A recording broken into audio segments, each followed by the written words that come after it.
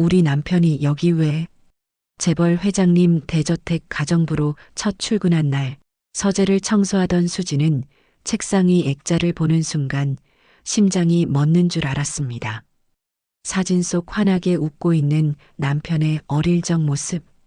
고하고 가족도 없다는 남편이 왜 재벌 회장 집 사진에 있는 걸까요? 본격적인 사연 시작 전 구독, 좋아요와 함께 어디서 보고 계신지 댓글로 남겨주세요. 그곳에 건강과 행복이 가득하길 마음 담아 기도할게요. 사연 시작합니다. 수진의 삶은 7살 겨울, 부엌 바닥에 쓰러진 어머니와 함께 산산이 부서져 내렸습니다. 그 전까지 수진의 세상은 작지만 따뜻한 것들로 가득 차 있었어요.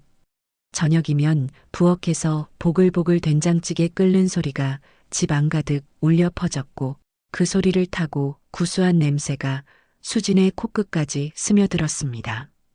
아버지가 철물점 문을 닫고 들어오는 시간이면 수진은 현관으로 달려가 기름때 묻은 작업복 자락에 얼굴을 파묻었어요. 쇠냄새와 기름 냄새, 그리고 희미한 담배 냄새가 뒤섞인 그 품이 어린 수진에게는 세상에서 가장 안전한 곳이었습니다. 아빠 왔어? 그래, 우리 딸 아빠 기다렸어? 아버지의 거친 손바닥이 수진의 볼을 어루만지면 그 손에 박힌 굳은 살조차 부드럽게 느껴졌죠. 어머니가 밥상을 차리면 세 식구가 좁은 방바닥에 둘러앉았습니다. 반찬이라곤 김치와 된장찌개가 전부였지만 어머니의 젓가락은 쉴 틈 없이 움직이며 건더기를 건져 수진의 밥그릇 위에 올려주었어요. 우리 수진이 많이 먹어 쑥쑥 커야지. 어머니의 밥그릇에는 국물만 출렁이고 있다는 걸 어린 수진은 알지 못했습니다. 밤이 되면 어머니가 수진의 이불을 덮어주었어요.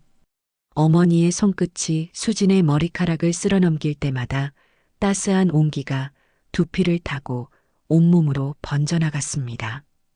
자장자장 우리 아가, 잘도 잔다 우리 아가.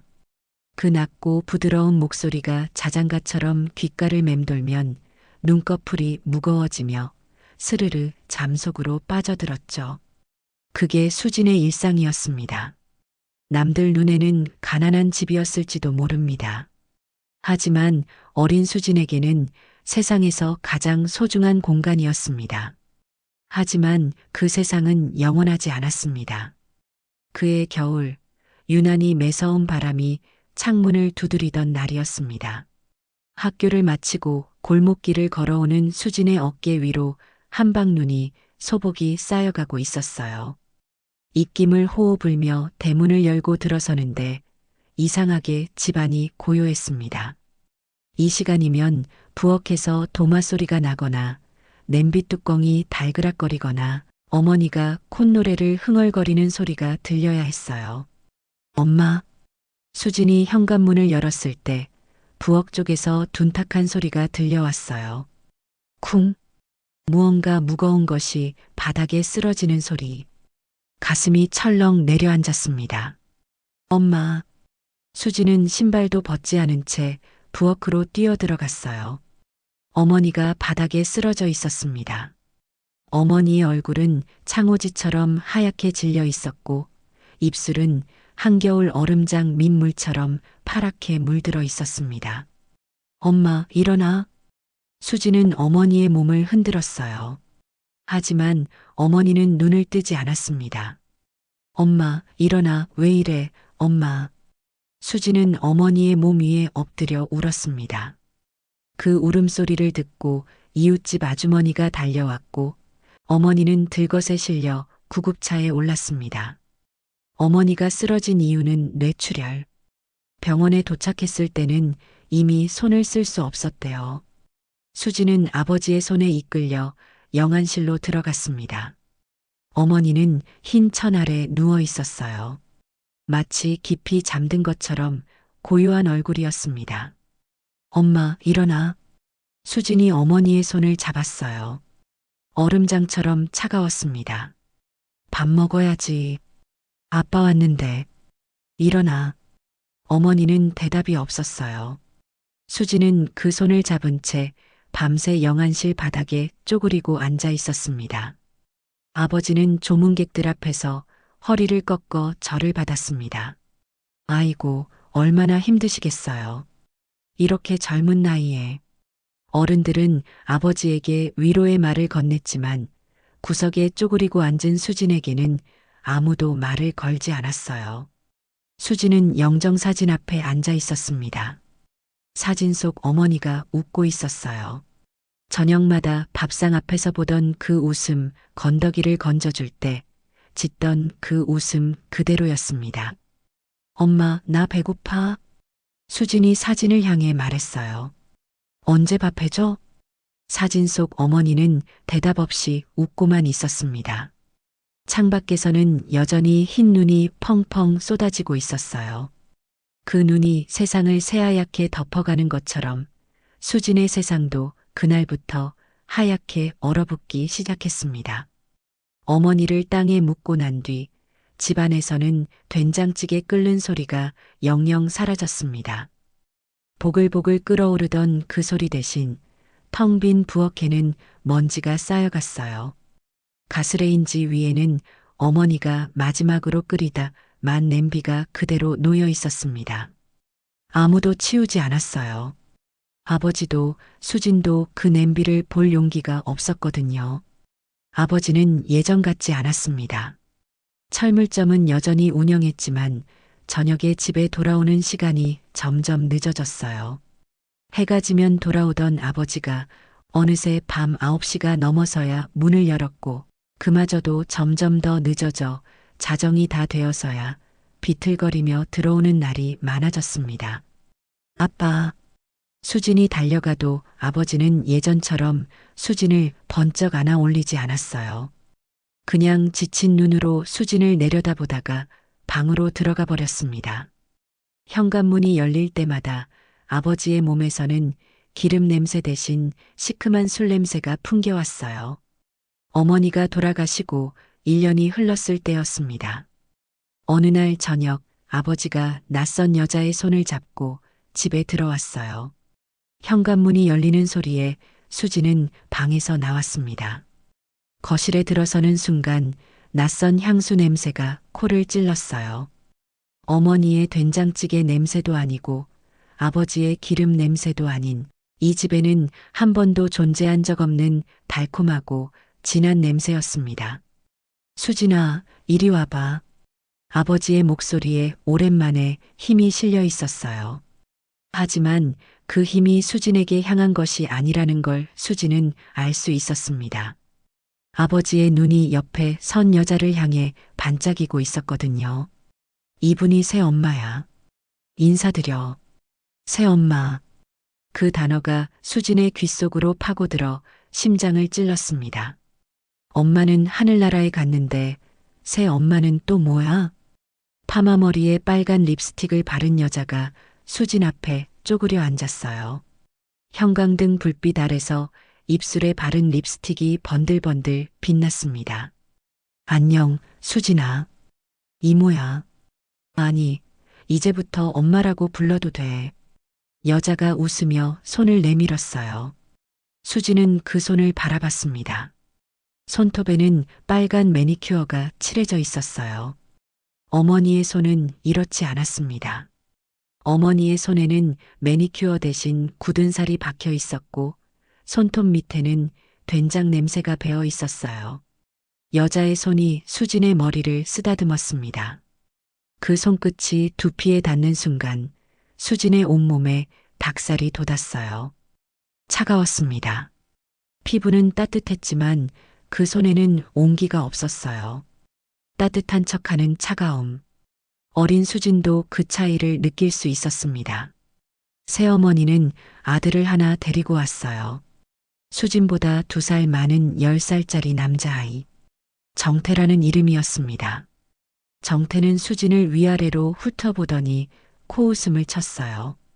그 눈빛에 담긴 것은 호기심이 아니라 경멸이었습니다. 넌 뭐야? 정태야, 이제 동생이니까 사이좋게 지내야지. 네. 정태가 건성으로 대답했어요. 하지만 정태의 눈은 이미 수진을 아래로, 한참 아래로 내려다보고 있었습니다. 그날 밤 수진은 이불 속에서 엄마 사진을 꺼내 들었어요. 사진 속 어머니가 웃고 있었어요. 엄마, 저 사람들 싫어. 수진이 사진을 향해 속삭였습니다.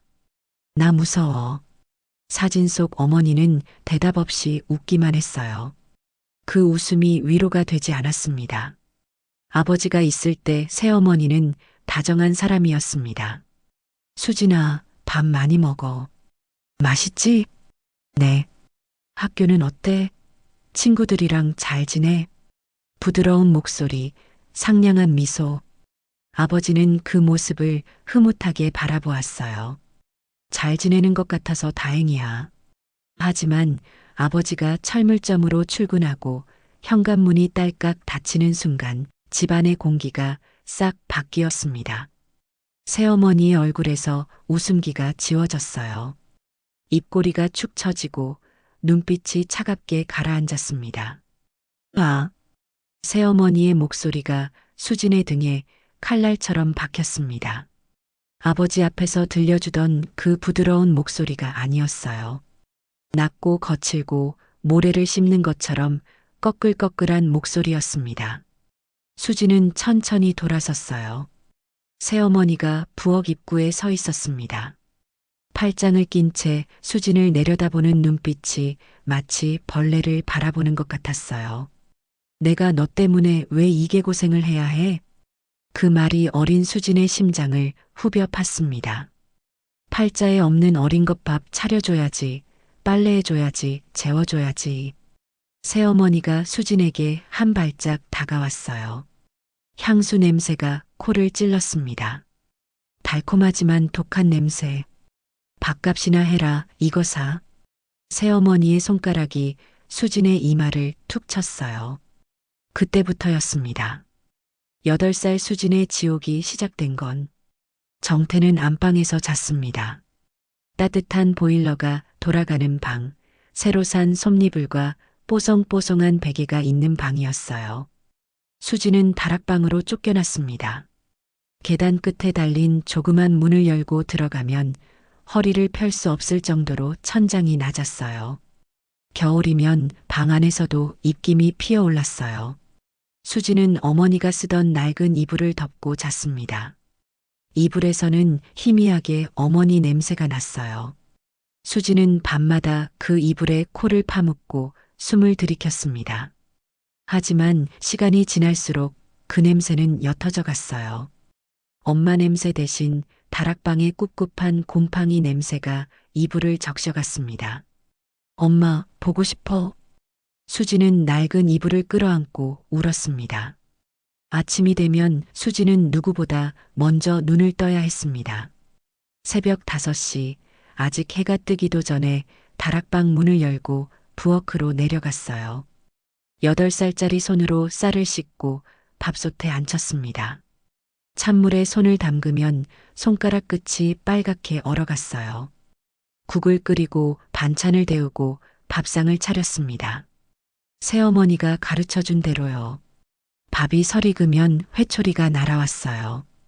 국이 싱거워도 뺨이 날아왔습니다. 야, 이게 밥이야 죽이야? 새어머니의 손바닥이 수진의 뺨을 갈겼어요. 찰싹 뺨이 얼얼하게 저리며 눈앞이 노랗게 번쩍였습니다. 걔도 너보다 낫겠다. 수진은 입술을 꽉 깨물었어요. 눈물이 눈두덩에 고였지만 떨어뜨리지 않으려고 이를 악물었습니다. 정태는 수진을 종처럼 부렸습니다. 야, 물 떠와. 야, 내 가방 들어. 야, 이거 치워. 수진이 조금이라도 느리게 움직이면 정태의 발이 날아왔어요. 느려, 이 바보야. 정태의 발끝이 수진의 정강이를 걷어찼습니다. 뼈에 직접 닿는 듯한 통증이 다리를 타고 올라왔어요. 수진은 정강이를 부여잡고 이를 악물었습니다. 아파도 소리를 내지 않았어요. 소리를 내면 새어머니가 달려와서 오히려 수진을 혼냈거든요. 수진이 15살이 되던 해 가을이었습니다. 철물점에서 아버지가 쓰러졌다는 소식이 날아들었어요. 쇠파이프를 나르다가 발을 헛디뎠고 쌓여있던 파이프들이 와르르 무너지며 아버지의 머리를 덮쳤습니다. 수지는 병원으로 달려갔어요. 하지만 병원에 도착했을 때 아버지는 이미 눈을 감은 뒤였습니다. 영안실은 7년 전과 똑같은 냄새가 났어요. 소독약 냄새, 향 냄새, 그리고 죽음의 냄새. 아버지의 얼굴은 평온했습니다. 7년 전 어머니가 누워있던 것과 같은 자리, 같은 모습이었어요. 아빠, 수진이 아버지의 손을 잡았습니다. 이미 싸늘하게 식어 있었어요. 아빠도 놔두고 가는 거야? 대답은 없었습니다. 수진은 영안실 바닥에 주저앉았어요. 7년 전 어머니의 손을 잡고 이 바닥에 앉아있던 기억이 겹쳐졌습니다. 그때는 아버지라도 있었어요. 이제는 아무도 없었습니다. 장례식은 쓸쓸했습니다. 조문객은 손에 꼽을 정도였어요. 새어머니는 검은 상복을 입고 있었지만 눈에 눈물기는 없었습니다. 오히려 무언가를 기다리는 것 같은 눈빛이었어요. 장례가 끝나고 집으로 돌아온 날 저녁이었습니다. 수진이 방으로 들어가려는데 새어머니가 앞을 막아섰어요. 새어머니의 입꼬리가 비틀어져 올라가 있었습니다. 아, 새어머니의 목소리에 숨김이 없었습니다. 이제 네 아버지도 없으니까 나가. 수지는 알고 있었습니다. 이 순간이 올 거라는 걸. 새엄마, 새어머니가 코웃음을 쳤어요. 나는 네 엄마가 아니야. 새어머니의 손이 수진의 멱살을 움켜쥐었습니다. 숨이 막혀 눈앞이 아른거렸습니다. 당장 나가. 오늘부터 남이야. 대문 밖으로 밀려난 수진의 뒤에서 쇠대문이 쿵 닫혔어요. 11월 저녁이었어요. 해가 지고 어둠이 골목을 삼키고 있었습니다. 바람이 매서웠어요. 교복 차림 그대로 길 위에 선 수진의 살갗을 칼날처럼 베어갔습니다. 갈 곳이 없었습니다. 친척도 없었어요. 연락할 사람도 없었습니다. 15살. 세상에 홀로 버려진 나이. 수지는 골목길을 걸었어요. 어디로 가야 할지 몰랐습니다. 그냥 걸었어요. 멈추면 얼어 죽을 것 같아서 걷다 보니 공원이 나왔습니다. 가로등 하나가 희미하게 벤치를 비추고 있었어요. 수지는 벤치에 주저앉았습니다. 하늘에서 눈이 흩날리기 시작했어요. 흰 눈송이가 수진의 어깨 위에, 무릎 위에, 머리카락 위에 내려앉았습니다. 엄마가 돌아가시던 날에도 눈이 왔었어요. 오늘도 눈이 오네. 수지는 하늘을 올려다봤습니다. 까만 밤하늘에서 끝없이 눈이 쏟아졌어요. 나는 왜 태어났을까? 수진의 입에서 김이 피어올랐습니다. 아무도 나를 원하지 않아. 엄마도 떠나고, 아빠도 떠나고, 이 세상에 나를 찾는 사람은 아무도 없어. 눈물이 뺨을 타고 흘러내렸습니다. 수지는 무릎을 끌어안고 벤치 위에서 웅크렸어요. 이대로 얼어 죽으면 어떨까? 그런 생각이 스쳐 지나갔습니다. 눈은 계속 내렸어요. 수진의 몸 위에 소복이 쌓여갔습니다. 의식이 점점 흐려졌어요. 춥다는 느낌도 사라져갔습니다. 그냥 잠들 것 같았어요. 다음 날 아침 눈을 떴을 때 수지는 여전히 공원 벤치 위에 웅크리고 있었어요. 온몸이 꽁꽁 얼어붙은 것 같았습니다. 손가락이 움직이지 않았어요. 발가락 감각도 없었습니다. 하지만 심장은 뛰고 있었어요. 쿵, 쿵, 쿵. 아직 살아 있었습니다. 수지는 비틀거리며 벤치에서 일어났어요. 뭐라도 먹어야 해. 안 그러면 진짜 죽어. 그 생각 하나가 수진의 다리를 움직였습니다. 골목을 걸었어요. 편의점 뒤를 뒤졌습니다. 쓰레기 봉투 사이에서 유통기한이 지난 삼각김밥을 발견했어요. 손이 떨려서 비닐을 뜯기가 힘들었습니다. 이를 악물고 비닐을 찢어 차가운 밥을 입에 넣었어요. 맛 따위는 느껴지지 않았어요. 그냥 뭐라도 위장에 집어넣어야 했습니다. 살아야 해.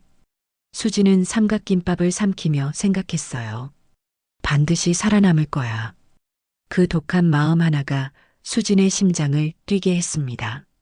수진은 나이를 속이고 일자리를 찾아다녔어요. 스물이라고 거짓말을 했습니다. 15살짜리한테 일을 시켜주는 곳은 없었거든요. 시장 골목 안쪽에 있는 작은 국밥집이 수진을 받아줬어요. 하루 12시간 넘게 일했습니다. 국밥집 주방은 항상 뜨거웠어요. 커다란 솥에서 뽀얀 김이 펑펑 올라왔어요. 그 김을 온종일 마시며 일하면 폐가 젖어드는 것 같았습니다. 설거지를 할 때는 손이 쭈글쭈글해질 때까지 물속에 담가야 했습니다. 세제 때문에 손등이 갈라지고 손가락 사이가 트고 피가 맺혔어요. 밤이 되어 퇴근하면 손에 감각이 없었습니다. 하지만 불평할 수 없었어요. 잘리면 또다시 길거리로 나앉아야 했으니까. 한 달 일하고 받은 돈으로 쪽방을 구했습니다. 보증금 10만 원에 월세 15만 원. 방이라고 부르기도 민망한 공간이었어요. 누우면 벽에 발이 닿았고 일어서면 천장에 머리가 닿았습니다. 창문은 없었어요. 환기구에서 나오는 냄새가 곰팡이 냄새와 섞여 방 안에 쩌렁하게 고여 있었습니다. 하지만 지붕이 있었어요. 눈과 비를 막아주는 지붕. 그것만으로 충분했습니다. 저녁은 라면 하나로 때웠어요. 봉지라면을 끓여 먹으면서 교과서를 펼쳤습니다. 학교를 못 가게 됐으니 검정고시라도 봐야 했어요. 낮에 12시간 일하고 밤에 라면 먹으며 공부했습니다.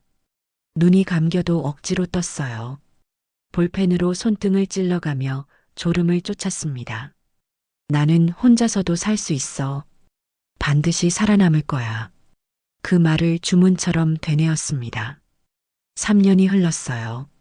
18살 봄, 수지는 검정고시 시험장에 들어갔습니다. 시험지를 받아들었을 때 손이 떨렸어요. 3년 동안 혼자서 악착같이 공부한 것들, 전부 이 시험 하나에 걸려 있었습니다. 2주 뒤 결과가 나왔어요. 합격. 수지는 합격 통지서를 받아들고 쪽방에서 펑펑 울었습니다. 해냈다. 나 혼자 해낸 거야. 누구도 축하해주지 않았습니다. 같이 기뻐해줄 사람도 없었어요. 하지만 괜찮았습니다. 수지는 혼자서도 할 수 있다는 것을 증명했으니까. 수지는 그때 몰랐습니다. 자신의 인생을 송두리째 바꿔놓을 사람이 곧 나타나리라는 것을. 19살이 된 수지는 건설 현장 근처 식당으로 직장을 옮겼습니다. 국밥집보다 월급이 조금 더 높았거든요. 점심시간이면 건설 현장 인부들이 우르르 몰려왔어요. 시멘트 가루와 땀 냄새가 뒤섞인 남자들이 시끄럽게 떠들며 밥을 먹었습니다. 수지는 묵묵히 그릇을 나르고 국을 퍼줬어요. 그 중에 유독 눈에 띄는 사람이 하나 있었습니다. 다른 인부들이 왁자지껄 떠들 때 혼자 조용히 구석자리에 앉아 밥을 꼭꼭 씹어먹는 청년이었어요. 다 먹고 나면 자기 그릇을 직접 퇴식구에 갖다 놓았습니다. 다른 사람들은 그냥 자리에 두고 일어났거든요. 잘 먹었습니다. 그 한마디를 항상 수진에게 건넸습니다. 그 눈에는 수진을 사람으로 대하는 따뜻함이 담겨 있었습니다. 어느 날 점심시간이었어요. 수진이 국쟁반을 나르다가 발을 헛디뎠습니다. 쟁반이 기울고 뜨거운 국물이 철벙 쏟아졌어요. 하필 그 청년의 테이블 위였습니다. 국물이 테이블 위로 튀고 일부는 청년의 작업복 바지 위에 떨어졌어요. 수지는 새파랗게 질렸습니다. 죄송합니다. 수지는 허겁지겁 걸레를 가지러 가려 몸을 돌렸어요. 머릿속으로 새어머니의 손바닥이 스쳤습니다. 실수하면 맞았던 기억. 잘못하면 매가 날아왔던 기억. 다리가 후들거렸습니다. 그때 청년의 목소리가 들려왔어요. 괜찮아요. 수진이 멈칫하며 돌아봤습니다. 청년이 테이블 위에 쏟아진 국물을 직접 휴지로 닦고 있었어요. 그러면서 수진을 올려다봤습니다. 다친 데 없어요? 뜨거웠을 텐데. 손 안 대었어요? 수진은 멍하니 청년의 얼굴을 바라봤어요. 자기 바지에 국물이 튀었는데, 뜨거웠을 텐데. 근데 이 사람이 나를 걱정하고 있어. 수진의 가슴 깊은 곳에서 무언가가 스르르 녹아내리는 것 같았습니다. 태어나서 처음으로 누군가 자신을 걱정해주는 경험이었어요. 그 뒤로 두 사람은 자연스럽게 말을 트게 됐습니다. 청년의 이름은 김민준. 21살이었어요. 건설 현장에서 철근을 나르는 노동자였습니다. 민준 씨는 어디 살아요? 현장 근처 고시원이요. 가족은요? 민준이 잠시 말을 멈췄어요. 숟가락을 내려놓고 먼 곳을 바라보는 것 같았습니다. 없어요. 없다고요? 저 고아예요. 민준의 목소리는 담담했지만 그 안에는 오래 묵은 쓸쓸함이 가라앉아 있었어요. 5살 이전 기억이 하나도 없어요. 정신 차려보니까 고아원에 있었어요. 부모님이 누군지, 어디서 왔는지 아무것도 몰라요. 민준이 낡은 지갑에서 뭔가를 꺼냈습니다. 손때가 묻어 너덜너덜해진 사진 한 장. 이게 제가 가진 유일한 과거예요. 5살쯤 된 남자아이가 환하게 웃고 있는 사진이었어요. 사진 속 아이는 눈이 초승달처럼 휘어지게 웃고 있었습니다. 수지는 그 사진을 바라봤어요. 귀엽다. 지금이랑 똑같이 생겼네. 그래요? 하. 민준이 쑥스럽게 웃었습니다. 수진의 입가에도 미소가 번졌습니다. 수진도 자신의 이야기를 털어놓았어요. 저도 15에 혼자가 됐어요. 엄마 아빠 다 돌아가시고 새어머니한테 쫓겨났거든요. 민준이 수진을 바라봤습니다. 그 눈빛에 동정 같은 건 없었어요. 대신 같은 아픔을 아는 사람만이 보낼 수 있는 이해가 담겨 있었습니다. 우리 비슷하네요. 그러게요. 그럼 우리가 서로 가족이 되면 되겠네요. 수지는 심장이 쿵 뛰는 것을 느꼈어요. 네. 저도 가족이 없고 수진 씨도 가족이 없잖아요. 우리가 서로 가족이 되면 되지 않을까요? 민준이 수진의 손을 살며시 잡았습니다. 거칠었어요. 시멘트를 만지고 철근을 나르느라 굳은 살이 박힌 손이었습니다. 하지만 그 손이 수진에게는 세상에서 가장 따뜻하게 느껴졌어요. 수진의 눈에서 눈물이 주르륵 흘러내렸습니다. 가족. 그 단어를 듣는 순간 가슴 속에서 7년 동안 꾹꾹 눌러 담아왔던 것들이 터져 나왔어요. 그동안 아무에게도 기대지 못했던 외로움이 눈물이 되어 쏟아졌습니다. 울어요? 민준이 당황한 목소리로 물었어요. 미안해요. 제가 이상한 말 했나? 아니에요. 수진이 고개를 저으며 눈물을 닦았어요. 그냥 가족이라는 말이 너무 좋아서요. 두 사람은 인연을 만났습니다. 데이트다운 데이트를 한 적은 거의 없었어요. 민주는 건설 현장에서, 수지는 식당에서 일했으니까요. 퇴근 후에 편의점 앞 플라스틱 의자에 나란히 앉아 컵라면을 나눠 먹는 것이 데이트의 전부였습니다. 뜨거운 국물을 호호 불어가며 마시고 면발을 후루룩 빨아들이며 웃었어요. 돈이 없어서 영화 한 편 못 봤습니다. 밥 한 끼 사줄 여유도 없었어요. 하지만 수지는 행복했습니다. 옆에 사람이 있다는 것, 나를 기다려주는 사람이 있다는 것, 그것만으로 세상이 달라 보였어요. 수진이 21살 되던 해봄이었습니다. 민준이 편의점 앞에서 컵라면을 먹다 말고 말했어요. 수진아, 응? 우리 결혼하자. 수지는 젓가락을 든 채 굳어버렸습니다. 결혼? 응, 나랑 결혼해줘. 민준의 눈이 진지했어요. 나 돈이 없어. 예물도 못 해주고 반지도 못 해줘. 신혼여행은커녕 밥 한 끼 제대로 못 사줘. 민준의 목소리가 떨렸습니다. 하지만 수진이랑 평생 같이 살고 싶어. 내 가족이 되어줘. 수진은 대답 대신 민준의 품에 안겼어요. 그래, 결혼하자. 반지 같은 거 필요 없어. 당신이 있으면 돼. 그것만으로 충분해. 민준의 작업복에서 시멘트 냄새가 났습니다. 수지는 그 냄새가 좋았어요. 이제부터 이게 가족의 냄새라고 생각했습니다. 결혼식은 없었어요. 하객도 없었습니다. 둘이서 구청에 가서 혼인신고를 했어요. 도장을 찍을 때 민준의 손이 떨렸습니다. 신혼집은 월세 30만 원짜리 단칸방이었어요. 창문을 열면 바로 앞에 다른 건물 벽이 보였습니다. 보일러는 낡아서 겨울에도 미지근한 물만 졸졸 나왔어요. 벽 구석에는 곰팡이가 피어 있었습니다.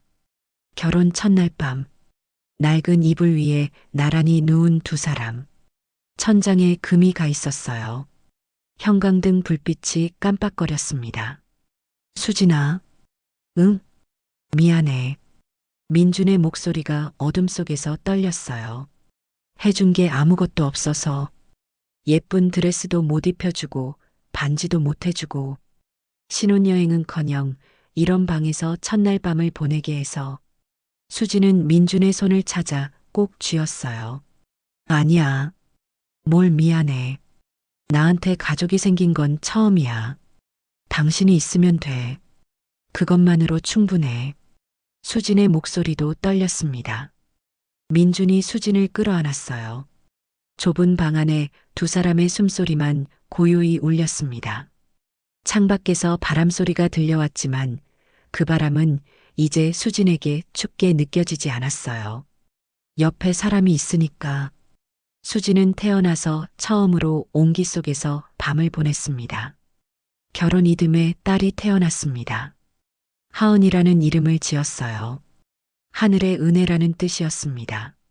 수지는 하은이를 처음 품에 안았을 때 펑펑 울었어요.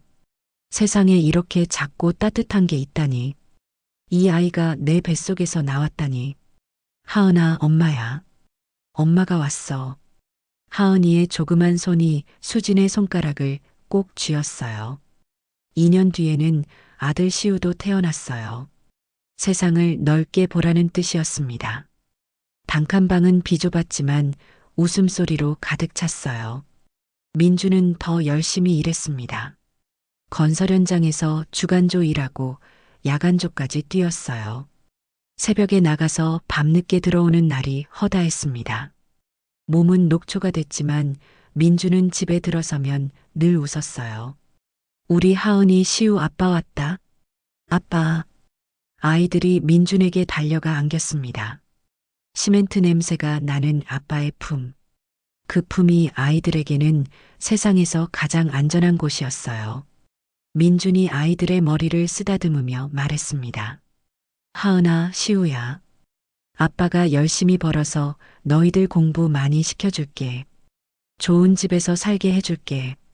조금만 기다려라. 가난했습니다. 반찬은 김치 하나가 전부인 날도 많았어요. 하지만 네 식구가 좁은 방에 옹기종기 모여 밥을 먹는 그 시간만큼은 세상에서 가장 행복했습니다. 수지는 밥을 먹다가 민준을 바라봤어요. 민준 씨, 응? 우리 이렇게 행복해도 되는 거야? 민준이 웃었습니다. 당연하지. 우리 앞으로 더 행복해질 거야. 민준이 수진의 손을 꼭 쥐었어요. 하지만 그 약속은 지켜지지 못했습니다. 수진이 28살 되던 해 겨울이었습니다. 그날도 민준은 야근이었어요. 저녁을 먹고 나가려는 민준이 아이들 방에 들어갔습니다. 하은아, 시우야. 아빠 오늘 밤에 일하고 내일 아침에 올게. 7살 하은이가 아빠의 작업복 자락을 붙잡았어요. 아빠, 내일 아침에 같이 밥 먹자. 그래. 아빠가 내일 맛있는 거 사올게. 뭐 사올 건데? 하은이가 좋아하는 거. 민준이 새끼손가락을 내밀었고 하은이가 꼭 걸었습니다. 약속? 응, 약속. 5살 시우도 졸린 눈을 비비며 손을 내밀었어요. 아빠, 나도 약속. 그래, 시우 것도 사올게. 아빠 약속해. 민준이 아이들의 이마에 뽀뽀를 했습니다. 현관에서 수진이 기다리고 있었어요. 오늘 많이 춥대. 따뜻하게 입고 가. 알았어. 걱정 마. 민준이 수진의 볼에 입을 맞췄습니다. 민준의 입술이 차가웠지만 거기에 담긴 마음은 따뜻했어요. 다녀올게. 사랑해.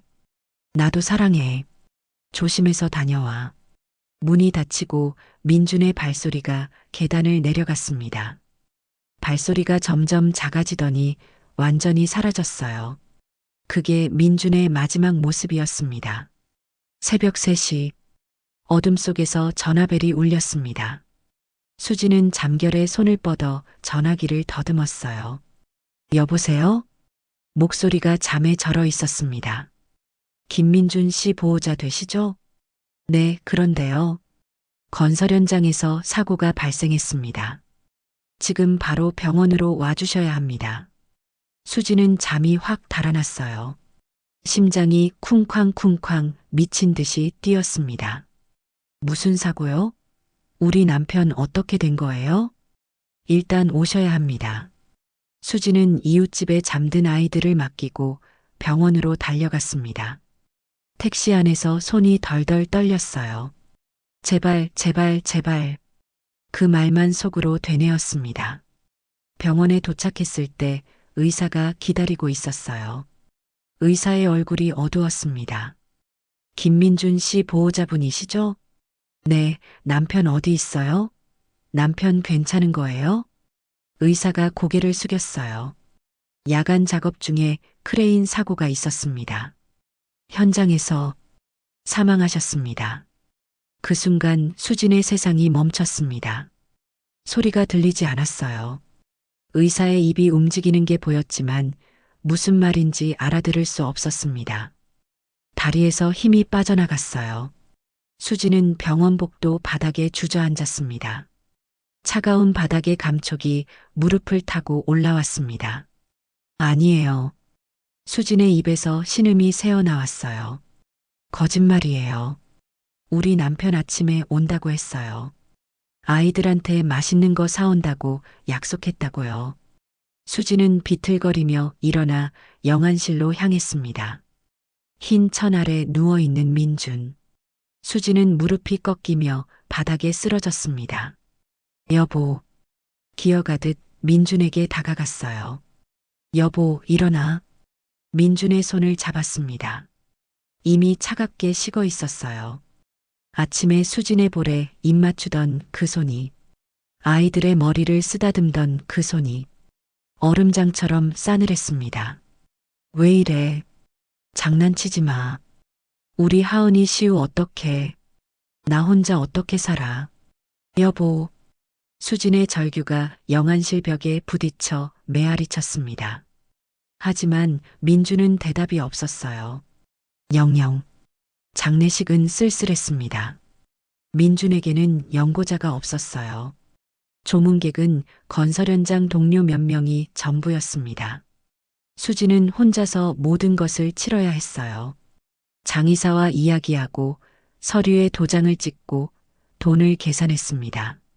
상주석에 앉아 조문객에게 절을 받았어요. 하지만 수진의 머릿속은 텅 비어 있었습니다. 7살 하은이가 아빠의 영정 사진 앞에 서 있었어요. 사진 속 아빠가 웃고 있었습니다. 아빠, 아빠 왜 안 일어나? 하은이의 목소리가 떨렸어요. 아빠 약속했잖아. 아침에 맛있는 거 사온다고 했잖아. 하은이의 눈에서 눈물이 뚝뚝 떨어졌습니다. 5살 시우는 상황을 이해하지 못했어요. 시우는 영정 사진을 올려다보며 물었습니다. 엄마, 아빠 언제 와? 아빠 자는 거야? 수지는 대답할 수가 없었어요. 아이들을 끌어안고 소리 없이 울었습니다. 영정 사진 속에서 민준이 웃고 있었어요. 그 웃음이 너무 잔인하게 느껴졌습니다. 장례가 끝나고 수지는 건설회사를 찾아갔습니다. 산재 보상을 요구했어요. 우리 남편이 회사 일하다가 죽었잖아요. 보상해 주셔야죠. 하지만 회사 담당자의 얼굴은 차가웠습니다. 그건 본인 부주의예요.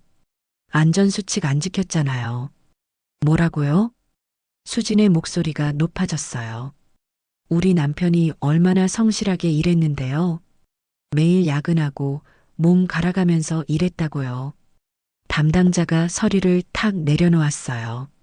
어쨌든 회사 책임 아닙니다. 보상 못 해드려요.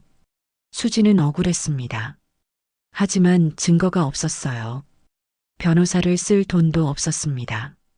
작은 과부가 거대한 건설회사 앞에서 할 수 있는 건 아무것도 없었어요. 싸워봤지만 번번이 막혔습니다. 결국 포기해야 했어요. 이제 남은 건 빚뿐이었습니다.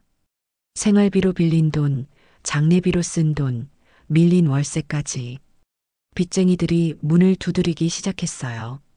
단칸방을 뺄 수밖에 없었습니다. 수지는 월세 12만 원짜리 반지하로 이사했어요. 계단을 내려가 문을 열면 곰팡이 냄새가 코를 찔렀습니다.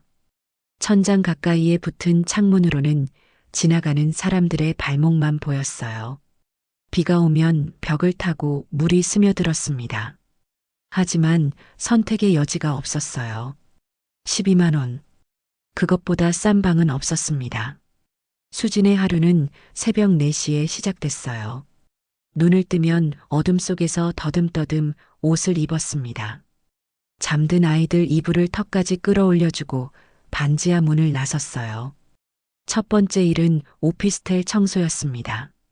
세제를 묻힌 걸레를 들고 변기를 문지르고 거울에 낀 물때를 벅벅 긁어냈습니다. 손가락 사이로 세제 거품이 스며들었어요. 손등이 갈라지고 피가 배어났지만 장갑을 낄 시간이 아까웠습니다.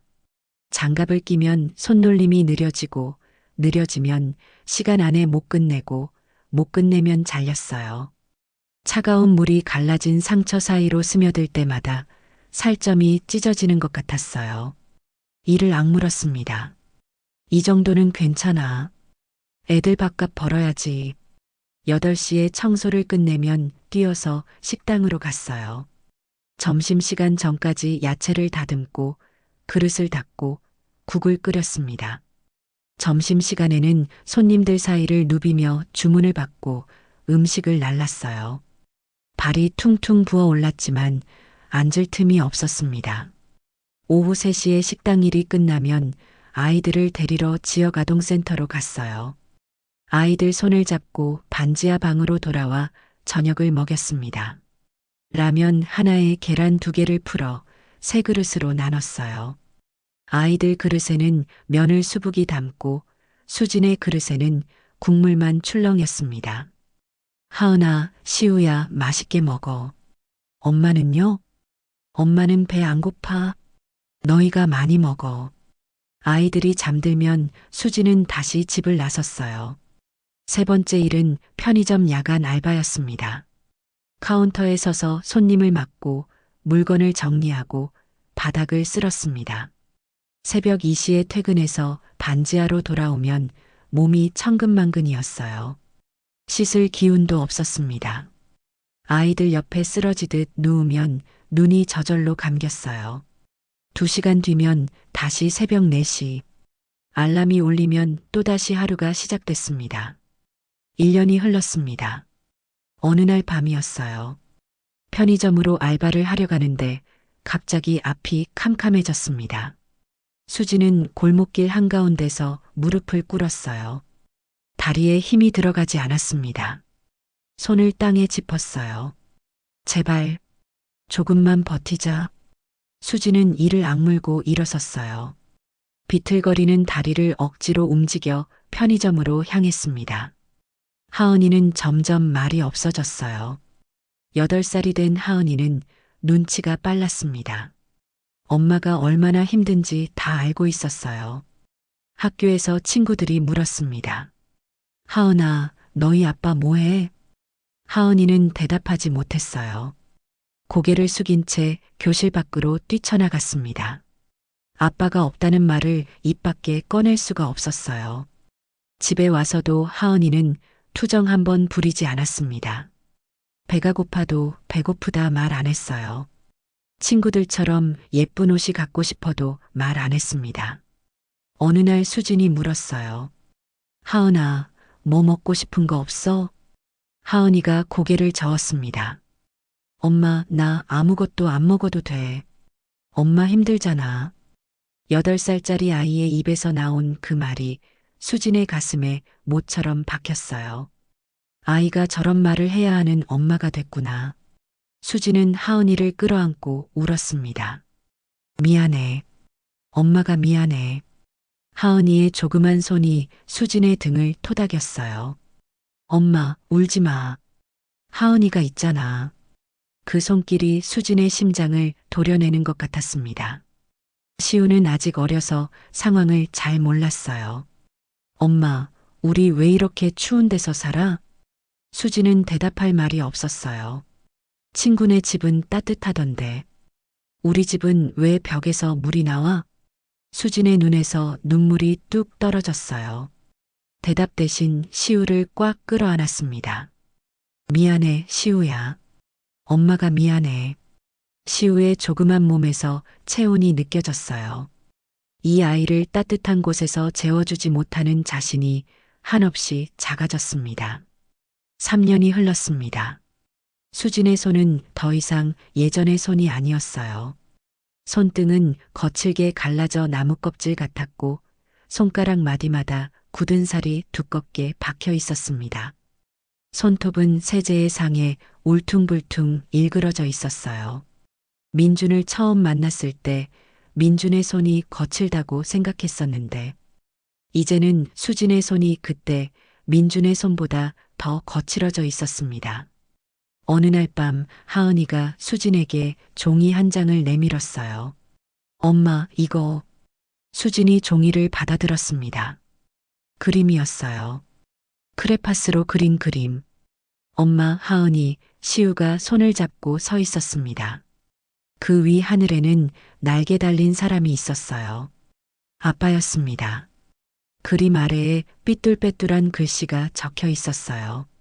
엄마 사랑해. 하은이가 커서 엄마 손 안 아프게 해줄게. 수지는 그림을 든 채 한참을 바라봤습니다. 고마워, 하은아. 수진이 하은이를 끌어안았어요. 엄마가 너희 꼭 지킬게. 하은이의 머리카락에서 아이 특유의 뽀송한 냄새가 났습니다. 그 냄새를 맡으며 수지는 생각했어요. 이 아이들을 위해서라도 반드시 살아남아야 한다고. 민준 씨, 당신이 남기고 간 이 아이들, 내가 꼭 지킬게. 수지는 하늘을 향해 속으로 약속했습니다. 31살이 되던 해봄이었어요. 수지는 여느 때처럼 인력사무소에 일거리를 알아보러 갔습니다. 사무실 직원이 수진을 보더니 말했어요. 언니, 좋은 자리 하나 들어왔는데 해볼래? 어떤 거요? 가정부야. 강남에 있는 대저택인데. 직원이 목소리를 낮췄어요.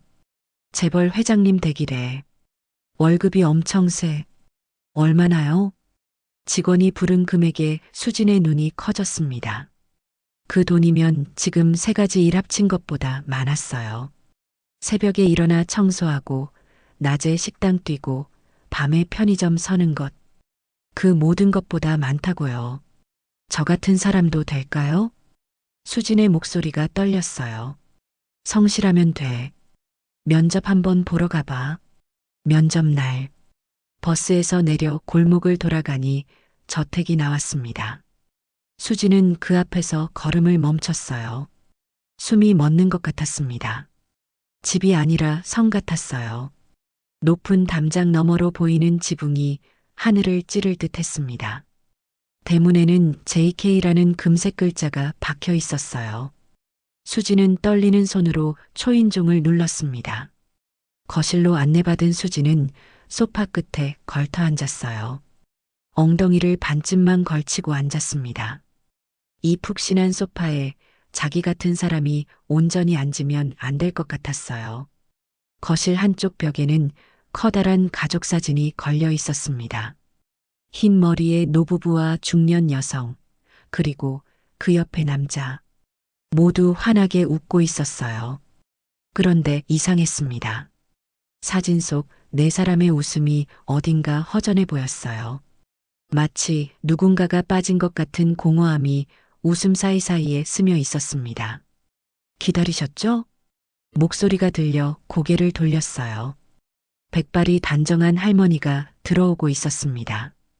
이르는 넘어 보였지만 눈빛은 맑고 단정했어요. 걸음걸이에 품위가 있었습니다.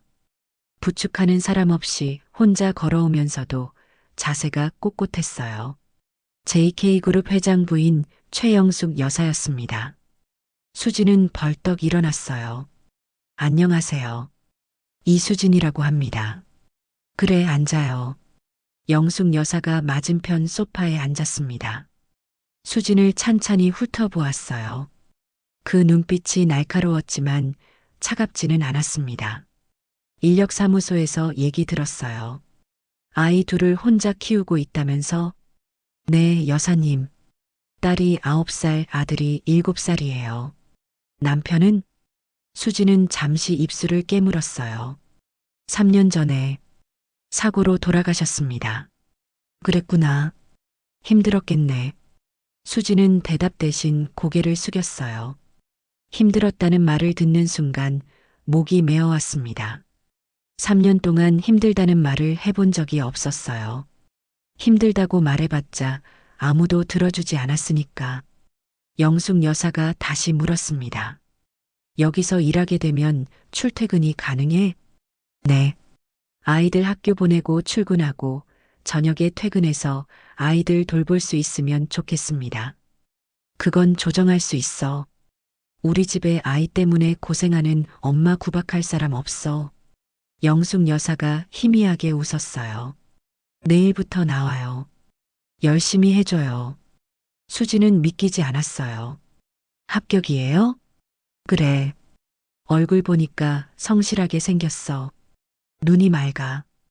영숙 여사가 일어서며 말했습니다. 고생 많이 했으니까 여기서 좀 쉬어가는 셈 쳐. 그 말에 수진의 눈시울이 붉어졌어요. 꾹 참았습니다. 첫날부터 울면 안 될 것 같았어요. 감사합니다. 열심히 하겠습니다. 수지는 90도로 허리를 숙여 인사했습니다. 다음 날 아침, 수지는 떨리는 마음으로 대저택 앞에 섰어요. 어제보다 문이 더 높아 보였습니다. 초인종을 누르자 철문이 스르륵 열렸어요. 현관에서 집사가 기다리고 있었습니다. 이수진 씨 맞죠? 따라오세요. 안내해 드릴게요. 집사의 구두굽이 대리석 바닥을 딸깍딸깍 울렸습니다. 수지는 그 뒤를 따라 걸으면서 주변을 둘러봤어요. 천장이 아득하게 높았습니다. 샹들리에에서 쏟아지는 빛이 바닥에 별처럼 부서졌어요. 2층으로 올라가는 계단에는 붉은 카펫이 깔려 있었습니다. 발을 디딜 때마다 푹신하게 발목을 감쌌어요. 태어나서 이렇게 부드러운 것을 밟아본 적이 없었습니다. 복도 끝에서 집사가 걸음을 멈췄어요. 여기가 회장님 서재입니다. 집사의 목소리가 낮아졌습니다. 회장님께서 가장 아끼시는 공간이에요. 청소하실 때 물건 위치는 절대 바꾸시면 안 됩니다. 네, 알겠습니다. 특히 책상 위 액자요. 손대지 마시고 먼지만 살살 털어주세요. 집사가 돌아서서 복도를 걸어갔습니다. 수지는 서재 문을 열고 들어갔습니다. 서재는 도서관 같았어요. 사방 벽이 전부 책장이었습니다. 은은한 나무 냄새가 코를 감쌌습니다. 창문으로 햇살이 비스듬히 들어와 먼지 입자들이 빗속에서 춤추고 있었어요. 수지는 걸레를 들고 천천히 움직였습니다. 책장을 닦고 바닥을 훔치고 창틀을 닦았어요. 그러다가 책상 앞에 섰습니다. 묵직한 원목 책상 위에 액자가 하나 놓여 있었어요. 손대지 말라고 했던 액자. 수지는 먼지떨이로 액자 주변을 살살 털었습니다. 그때 액자 속 사진이 눈에 들어왔어요. 5살쯤 된 남자아이가 환하게 웃고 있었습니다. 수진의 손이 멈췄어요. 심장이 쿵 내려앉았습니다. 수지는 액자를 다시 들여다봤어요. 눈이 초승달처럼 휘어지게 웃는 모습, 볼이 동그랗게 올라간 모습, 수진의 손이 무의식적으로 주머니로 향했어요. 항상 갖고 다니는 것이 있었습니다. 민준이 생전에 줬던 사진, 5살 때 찍은 거라며 보여줬던 낡은 사진. 수지는 떨리는 손으로 지갑에서 그 사진을 꺼냈어요. 2장의 사진을 나란히 놓고 비교했습니다. 심장이 멈추는 것 같았어요. 똑같았습니다. 눈, 코, 입 웃는 모습까지 완벽하게 똑같았어요. 수진의 시선이 액자 아래로 내려갔습니다. 금색 명판이 붙어 있었어요. 글자가 새겨져 있었습니다. 사랑하는 아들 민준아, 보고 싶다. 수진의 다리에서 힘이 빠져나갔어요. 손에 들고 있던 먼지떨이가 바닥에 떨어졌습니다. 당신이 왜 여기 있어? 수진의 입에서 신음이 새어나왔습니다. 이게 뭐야? 이게 대체 뭐냐고? 머릿속이 하얗게 변했어요. 5살 이전 기억이 없다던 남편. 고아원에서 자랐다던 남편. 그 남편의 어린 시절 사진이 왜 재벌 회장의 서재에 있는 거야? 수진의 심장이 미친 듯이 뛰었습니다. 설마, 건설 현장에서 죽은 내 남편이 대한민국 10대 재벌 JK그룹 회장의 아들이란 말이야? 그날 밤 수지는 잠을 이룰 수 없었습니다. 우연이겠지. 닮은 거야. 민준이라는 이름도 흔하잖아. 수지는 자신을 다독였어요. 하지만 머릿속에서 그 사진이 지워지지 않았습니다. 눈을 감으면 액자 속 아이의 얼굴이 떠올랐어요. 남편의 얼굴과 겹쳐졌습니다. 근데 왜 이렇게 똑같아? 눈, 코, 입 웃는 모습까지. 이게 그냥 우연이라고? 수지는 몸을 뒤척이다가 벽 쪽을 바라봤어요. 벽에 하은이가 그린 그림이 붙어 있었습니다. 하늘에서 날개 달고 웃고 있는 아빠. 민준 씨, 당신이 정말 그 집 아들이야? 그렇다면 당신은 왜 그걸 모르고 살았어? 왜 그렇게 가난하게 살다가 죽어야 했어? 수진의 눈에서 눈물이 흘러내렸습니다. 다음 날부터 수진은 눈을 크게 뜨고 다녔어요. 대저택 곳곳에서 단서들이 눈에 들어왔습니다. 거실에도 같은 아이 사진이 있었어요. 복도에도, 응접실에도, 식당에도, 집안 어디를 가나 5살짜리 남자아이의 사진이 걸려 있었습니다. 모두 같은 아이. 모두 남편과 똑같은 얼굴. 그리고 영숙 여사를 보았어요. 영숙 여사는 매일 아침 서재에 들어갔습니다. 문틈으로 살짝 들여다보니 액자 앞에 무릎을 꿇고 앉아 있었어요. 2 손을 모은 채 기도하고 있었습니다. 우리 민준아. 여사의 떨리는 목소리가 들려왔어요. 엄마가 기다릴게. 꼭 돌아와. 살아있으면 엄마한테 와. 수진의 눈시울이 붉어졌어요. 몇십 년 동안 아들을 기다리는 엄마의 마음이 어떨까. 수진도 엄마였습니다. 하은이가 하루만 아파도 가슴이 찢어지는데 몇십 년 동안 아들이 살아있는지 죽었는지도 모른 채 기다리는 마음은 어떤 걸까. 며칠 뒤 수진은 선임 가정부에게 조심스럽게 물었어요. 저기, 서재에 있는 사진 속 아이가 누구예요? 선임 가정부가 목소리를 낮췄습니다. 회장님 큰아들이에요. 큰아들이요? 네. 33년 전에 유괴당하셨대요. 수진의 심장이 쿵쾅거렸어요. 유괴요? 5살 때 놀이터에서 사라지셨대요. 갑자기 없어지셨는데 결국 못 찾으셨어요. 선임 가정부가 한숨을 쉬었습니다. 전국에 수배하고 현상금 10억 원도 걸었는데 소용없었대요. 유괴인지 미아인지도 확인 못하고 33년간 흔적도 없이 사라지셨어요. 선임 가정부가 고개를 절레절레 흔들었어요. 여사님이 매일 저 사진 앞에서 기도하세요. 아들이 돌아오길 기다리시면서 불쌍하시죠?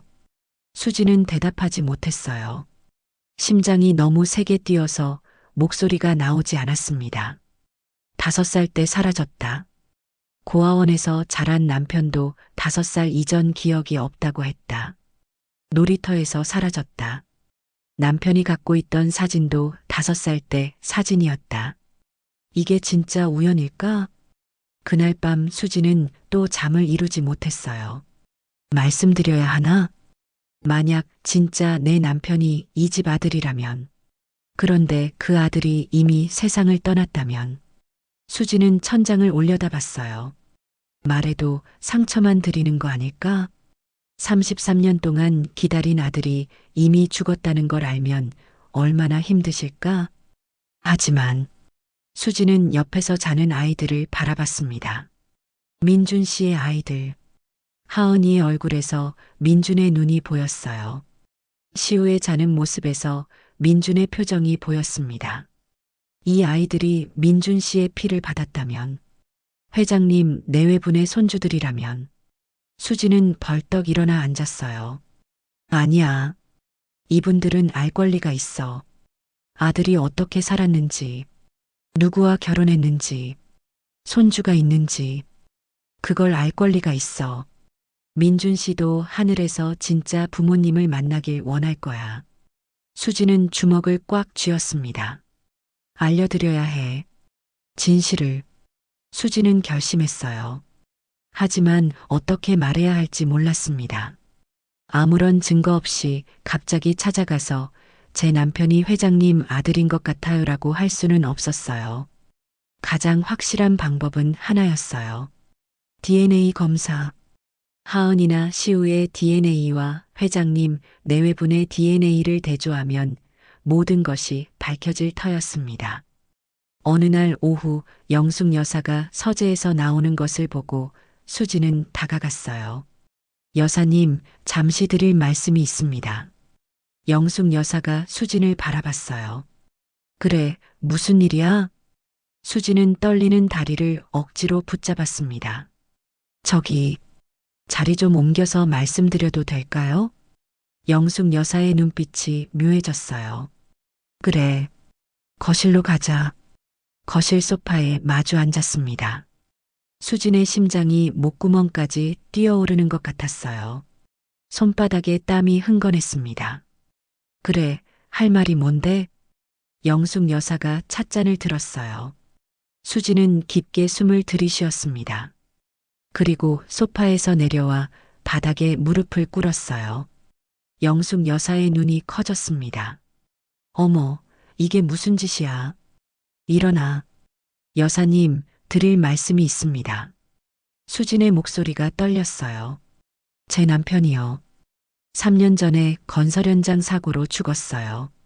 그건 면접 때 들었어. 근데 왜 갑자기? 남편 이름이 김민준이었어요.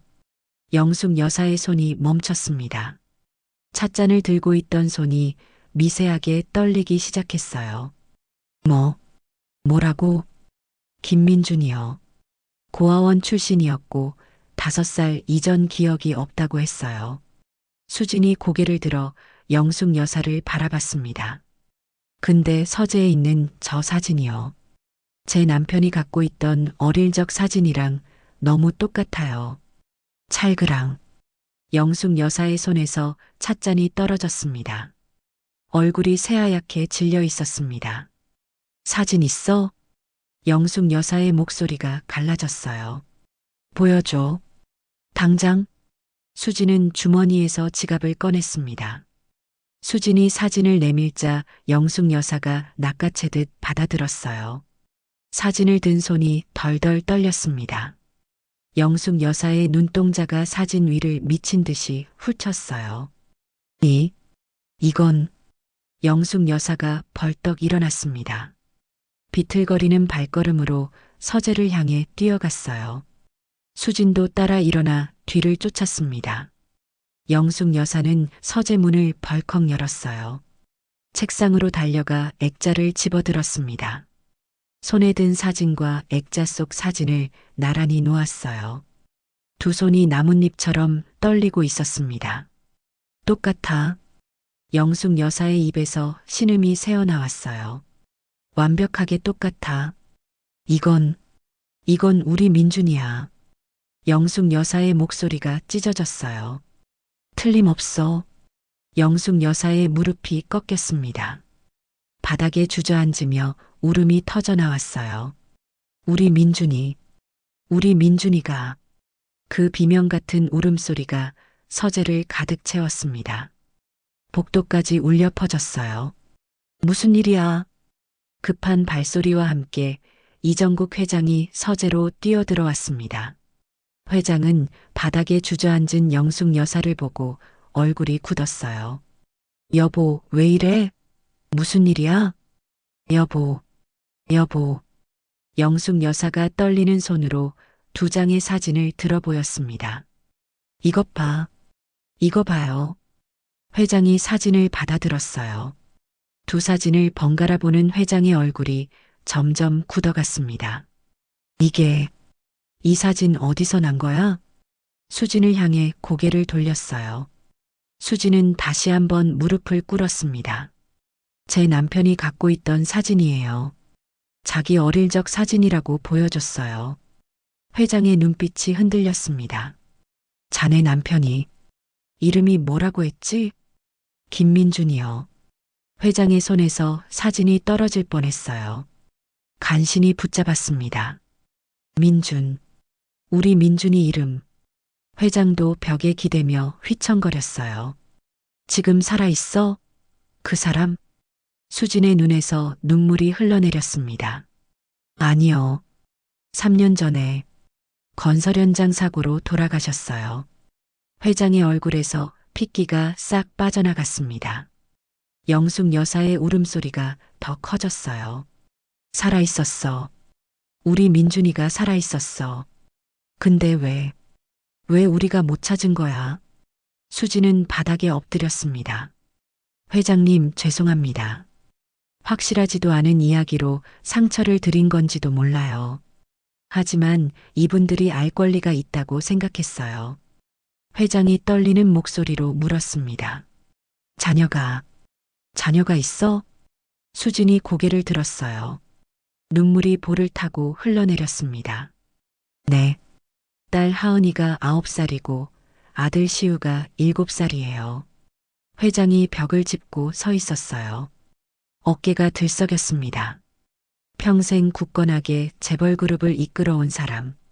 그 사람의 어깨가 주체할 수 없이 떨리고 있었습니다. 손주가 있다고? 네, 회장님. 회장이 영숙 여사를 바라봤어요.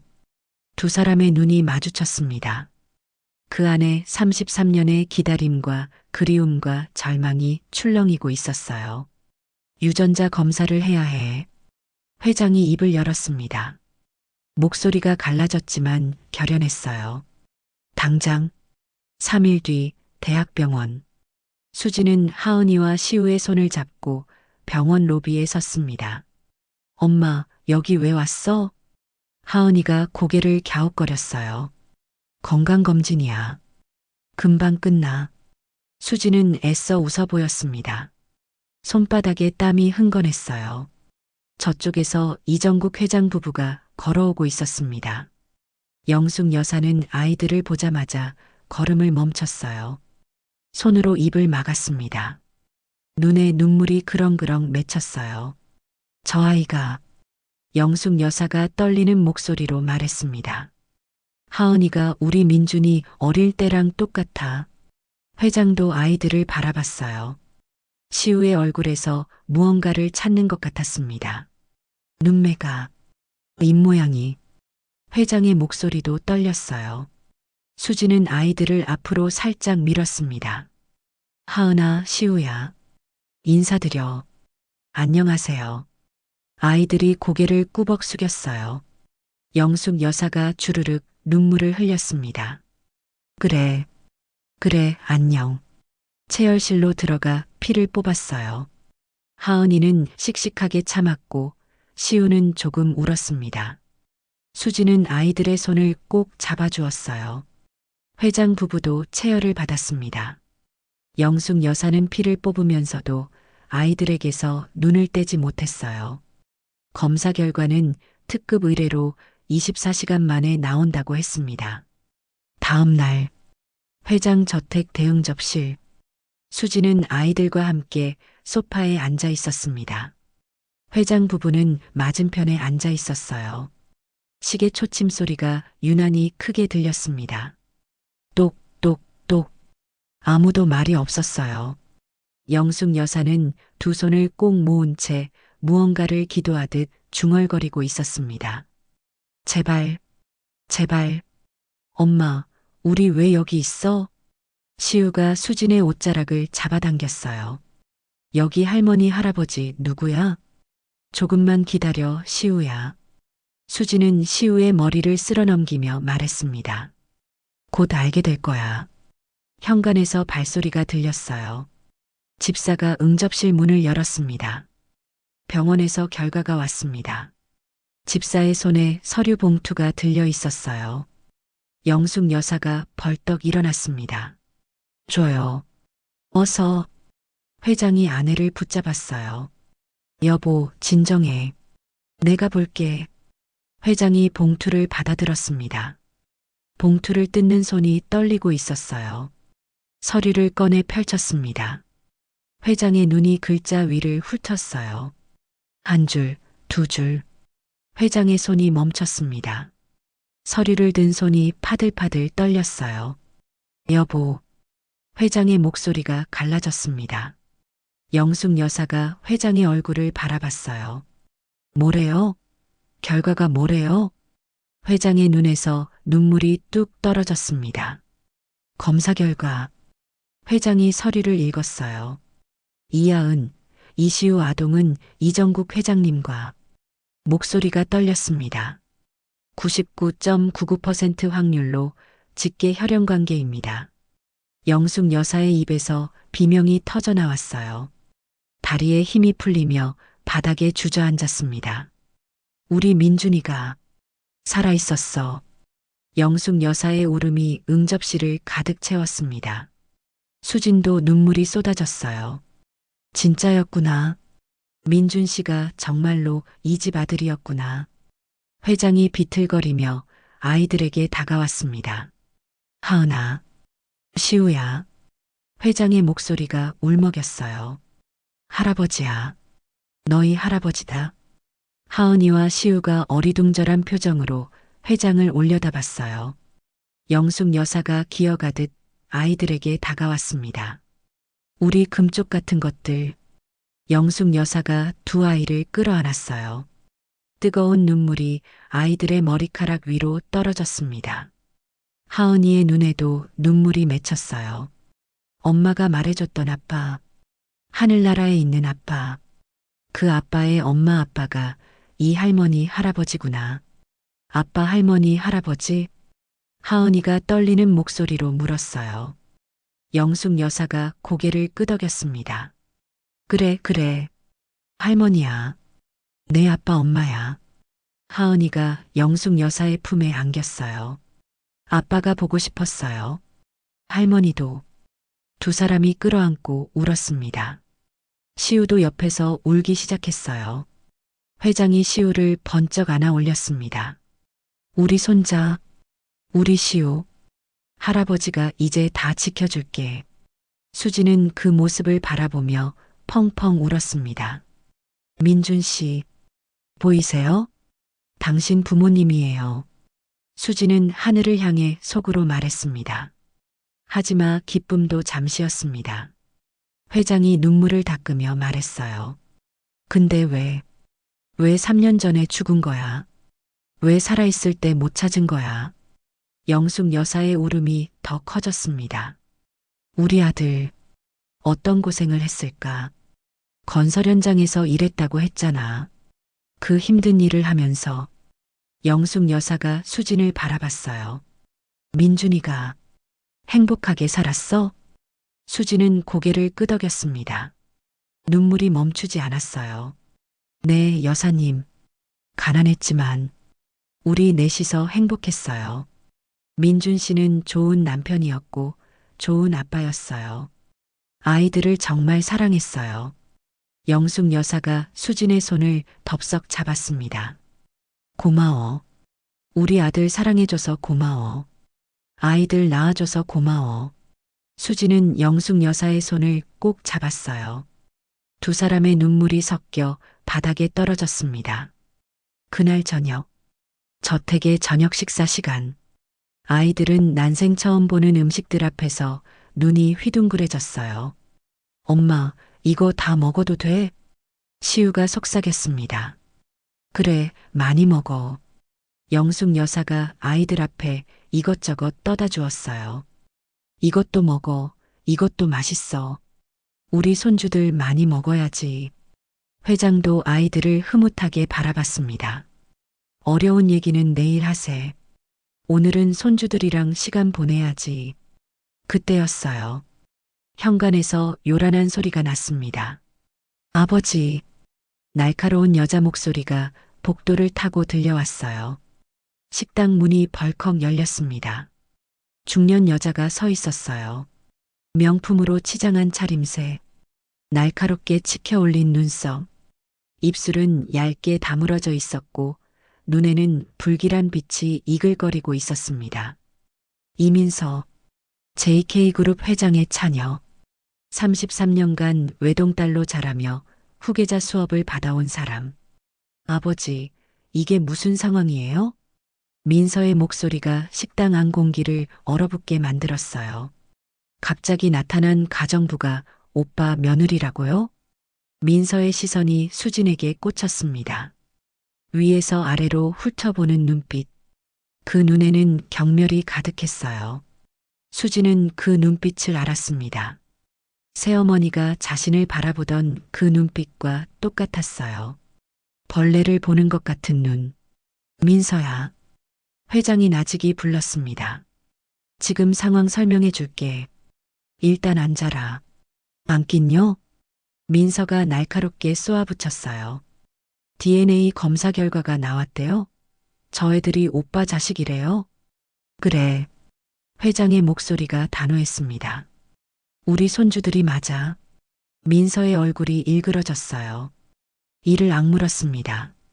DNA 검사가 조작됐을 수도 있잖아요. 민서가 소리쳤어요. 저 여자가 사기꾼일 수도 있다고요. 민서. 회장이 식탁을 내리쳤습니다. 쾅. 그릇들이 덜컹거렸어요. 아이들이 움찔하며 수진에게 바짝 붙었습니다. 지금 무슨 소리를 하는 거야? 회장의 목소리가 낮고 무거웠어요. 내 손주들 앞에서 그런 말을 해? 민서는 입술을 깨물었습니다. 분노를 억누르는 것 같았어요. 죄송해요. 민서가 고개를 숙였습니다. 하지만 그 눈은 여전히 수진을 향해 이글거리고 있었어요. 제가 너무 놀라서 그랬어요. 오빠 소식을 갑자기 들으니까. 민서가 돌아섰습니다. 저 먼저 갈게요. 마음 정리 좀 하고 올게요. 현관문이 쾅 닫히는 소리가 들렸습니다. 영숙 여사가 한숨을 쉬었어요. 민서가 갑자기 들으니까 놀란 거야. 이해해줘. 수지는 고개를 끄덕였습니다. 하지만 마음 한구석이 싸늘해졌어요. 민서의 눈빛을 잊을 수가 없었습니다. 저 눈빛은 놀라서 나오는 게 아니었어요. 분명히 적이었습니다. 그날 밤 민서는 자신의 집 서재에 앉아 있었어요. 맞은편에는 남편 강태준이 앉아 있었습니다. JK그룹 부사장. 민서와 결혼해 그룹 경영에 참여하고 있는 사람. 여보, 진정해. 태준이 말했어요. 진정하라고? 민서가 날카롭게 쏘아붙였습니다. 지금 우리 다 뺏길 판인데 진정하라고? 민서의 손톱이 책상을 긁었어요. 끼익 하는 소리가 났습니다. 웃기지 마. 그 가정분연이 나타나서 다 뺏어가게 놔둘 것 같아? 태준이 민서의 손을 잡았어요. 일단 신원조회부터 해보자. 그 여자가 어떤 사람인지 알아야지. 뭐든 잡히는 거 있을 거야. 가정부 출신이잖아. 민서의 눈이 반짝였습니다. 그래. 그년 과거를 다 뒤져. 약점을 찾아. 빚이든 정가든 뭐든. 민서가 이를 악물었어요. 가정부 출신이 재벌 며느리? 말도 안 돼. 민서의 입꼬리가 비틀어졌습니다. 저 여자 끌어내릴 방법을 찾아. 무슨 수를 써서라도.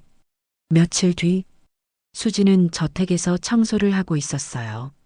이제 가정부가 아니라 며느리였지만 수지는 일을 계속하겠다고 했습니다. 갑자기 놀고 먹을 수는 없어요. 제가 할 수 있는 일은 하고 싶어요. 영숙 여사는 그런 수진을 대견하게 바라봤어요. 복도를 지나가는데 누군가 수진의 팔을 잡아 끌었습니다. 잠깐. 민서였어요. 수진 씨, 우리 좋게 얘기하자. 민서가 수진을 빈 방으로 끌고 들어갔어요. 문을 닫았습니다. 수진은 민서와 마주 섰습니다. 민서의 눈이 차갑게 가라앉아 있었어요. 단도직입적으로 말할게. 민서가 말했습니다. 지금 깔끔하게 정리하면 내가 5억 줄게. 뭐라고요? 수진의 눈이 커졌어요. 5억.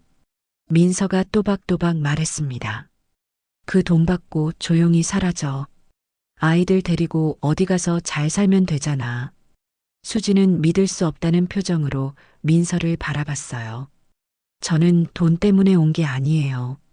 아이들의 할머니, 할아버지를 찾아드린 거예요. 아이들이 친가족을 알 권리가 있잖아요. 민서의 입꼬리가 비틀어졌어요. 돈 때문이 아니라고? 웃기지 마. 가정부가 재벌가에 기어들어온 게 돈 때문이 아니면 뭐야? 민서가 한 발짝 다가왔습니다. 향수 냄새가 코를 찔렀어요. 달콤하지만 독한 냄새. 새어머니에게서 나던 그 냄새와 비슷했습니다. 수지는 물러서지 않았어요. 저는 아이들 권리를 지킬 거예요. 그게 민준 씨가 원하는 일이니까요. 민서의 눈이 매섭게 빛났습니다. 안 받으면 후회할 거야. 민서가 낮게 말했어요. 내가 누군지 알아? 내가 마음만 먹으면 너 같은 건 사회에서 매장이야. 민서가 수진의 턱 아래로 얼굴을 가까이 가져왔습니다. 가정부 출신이 재벌가 건드리면 어떻게 되는지 보여줄까? 수진의 심장이 쿵쿵 뛰었어요. 하지만 물러서지 않았습니다.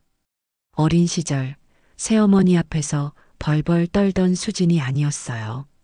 길거리에서 혼자 살아남은 수진이었습니다. 3가지 일을 하며 아이들을 키운 수진이었어요. 협박하셔도 소용없어요. 수진이 똑바로 민서를 바라봤습니다. 저는 제 아이들 권리를 지킬 거예요. 민서의 얼굴이 일그러졌어요. 이를 악물었습니다. 좋아. 민서가 몸을 돌렸습니다. 후회하게 해줄게. 민서가 문을 열고 나갔어요. 수지는 그 자리에 서서 숨을 골랐어요. 심장이 미친 듯이 뛰고 있었습니다. 손바닥에 땀이 흥건했어요. 하지만 물러서지 않았습니다. 민준 씨. 수지는 속으로 말했어요. 내가 우리 아이들 지킬게. 당신이 하늘에서 보고 있다면 힘 좀 줘요. 며칠 뒤였습니다. 수진이 아이들을 학교에 데려다주고 돌아오는 길이었어요. 버스 안에서 핸드폰을 꺼내 들었습니다. 인터넷 뉴스 알림이 빼곡하게 떠 있었어요. 무심코 눌렀다가 수지는 심장이 멎는 줄 알았습니다. JK그룹 회장, 가정부에게 사기당해? DNA 조작 의혹, 재벌가 노린 신종 사기.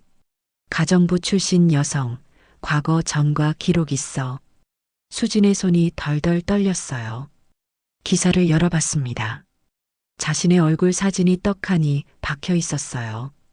어디서 구한 건지 몰랐습니다. 기사 내용은 전부 거짓이었어요. 전과 기록?